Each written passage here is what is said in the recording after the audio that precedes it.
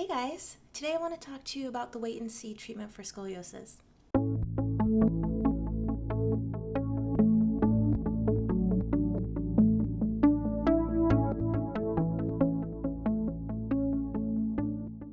I've noticed online that in my research I was finding that it's a little bit of a controversial topic where some sites are saying you do the wait and see method and nothing else is proven to be a effective treatment option for scoliosis, and then others who are like, wait and see is terrible, you should not do that.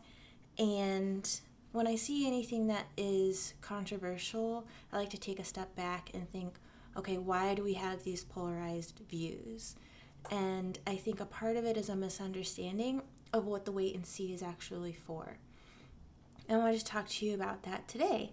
And I have a couple of notes here, so if I'm looking down, I'm just referring to what I printed out. But I did want to go over the more traditional approach of treating scoliosis, and that is observation, back braces, and then scoliosis surgery if necessary. And the wait and see really is for your orthopedic surgeon. And the reason that they do that is that's their area of expertise. So they want to know basically, is this patient a candidate for scoliosis surgery or is that not necessary? And how they do that is they do x-rays and they start to collect data. What is the degree of the curvature right now? Then they will recommend in some cases, if the curvature is of a certain degree, to wear back braces. So in my case, I wore the first brace that I wore was the Charleston brace, and that was one that I just wore at night. And I wore that for, I wish I could remember. I want to say about 6 months. And then we had another checkup to see the state of the curves. And I believe they continued to progress. And that's when they had placed me in a Milwaukee brace.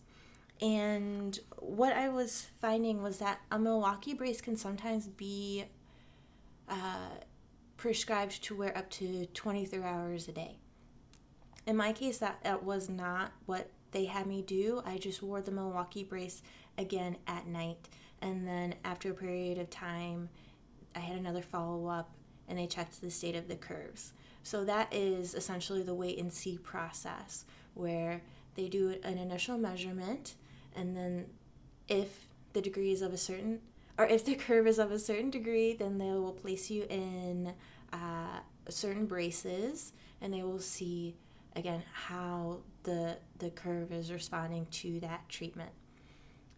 So I'm one of the candidates who continue to have curvatures that progressed. Through that time, the curves continued to progress up to a certain degree. I can't remember if it was in the 40s or the 50s, but it was definitely up there.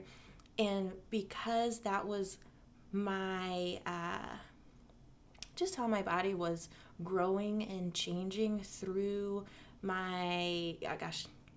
through puberty basically, but through my growing body. The challenging piece, looking back on it, I do feel that I did not have a full understanding of the steps in the process.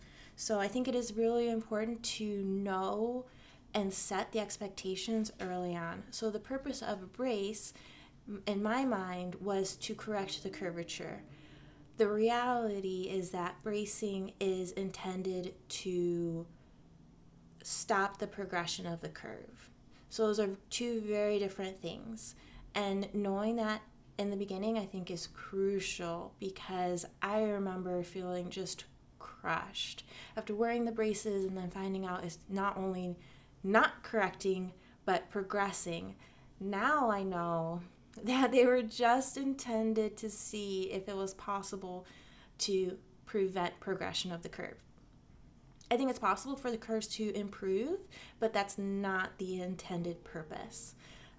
So I do think it is very important to know that going into it, and so that when you do have those checkups and they're collecting more data, you are a part of that process. And again, it is just for the physician to track and monitor you. They have their role and their obligation to you as their patient because they want you to be in the best health that you can be in.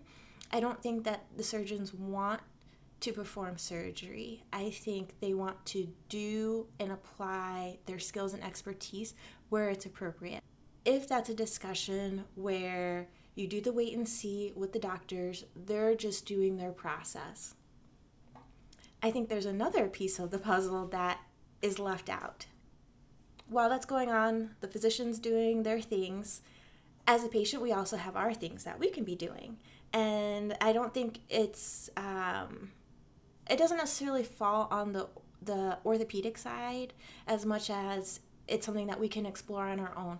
So there are other treatment options like chiropractic, yoga for scoliosis, and physical therapy. So I actually did do some physical therapy after I was diagnosed, and a lot of priority was given on my hamstrings because they were just like abnormally tight.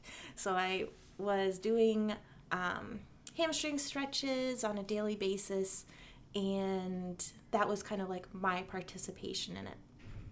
I didn't find out about the chiropractic or yoga for scoliosis until I was quite a bit older. I would say there was about a 10-year gap between the wait and see treatments and the chiropractic and yoga treatments that I did myself.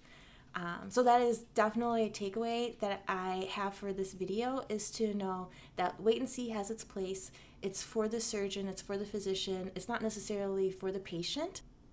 I want you guys to know that you're empowered. You have a role in this too, and you don't have to do the wait and see.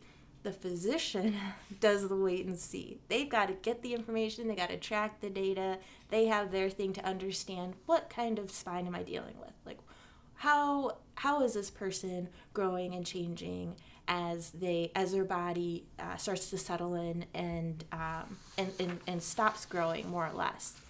So as patients, we have a job in this, and it's an active role. So while the wait and see might feel a little passive, the to-do on ours is, how can I do things for my body that will get it going in the direction that I want to go? Are there any symptoms I'm having? Is there anything that I could explore or try? Because a part of it too, I think, is trial and error, and it's finding the right prescription for your body. So should I be doing stretches in the morning? Do I have tight hamstrings? What's the relationship going on? Am I exercising? Things like that. And I have heard of cases where they had a mild curvature and they went in and got involved in gymnastics, and that took care of it.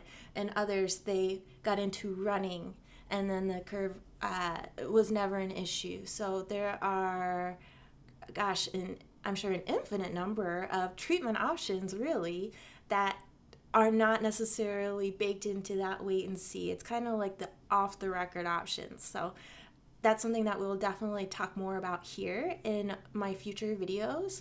I'm looking forward to going into yoga and how that fits in, chiropractic and how great that can be, and also just things that you can do in the morning and things that you can do in the evening. So I hope you guys liked this video. If you found it of value, please give it a thumbs up and subscribe to my channel. Leave some comments below, and I look forward to the conversation. All right, bye.